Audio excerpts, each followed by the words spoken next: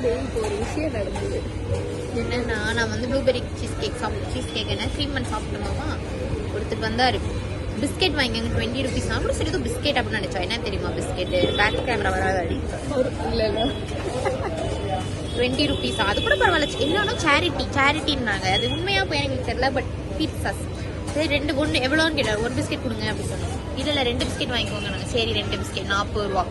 கேஷா UPI. நாங்கள் வந்து UPI எடுத்துட்டு வந்து ஜிபே வா ஃபோன்பே இல்லையா அப்படி ஏதாவது பேசுவாங்க. அதனால பேசிட்டு பர்ஸ் ஓப்பன் பண்ணுறேன். 50 ரூபா இருக்குல்ல, 50 ரூபா கொடுங்க. எதுக்கு 40 ரூபா தருங்க?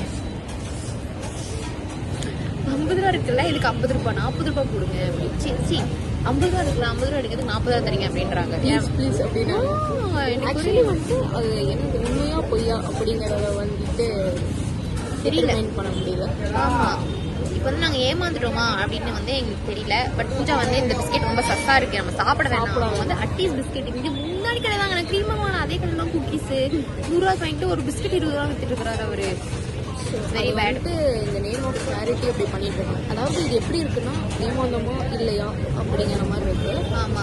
ஸோ இது வந்து பார்க்க பாவமாகவும் இருந்துச்சு. பட் ஆனால் லைட்டாக இந்த பிஸ்கெட் பார்த்தா சஸ்ஸாகவும் இருக்குது. அதனால நாங்கள் சாப்பிட போகிறோம் பிஸ்கெட். எனக்கு தெரியல. So we are throwing this biscuit. Thank you so much. Bye please.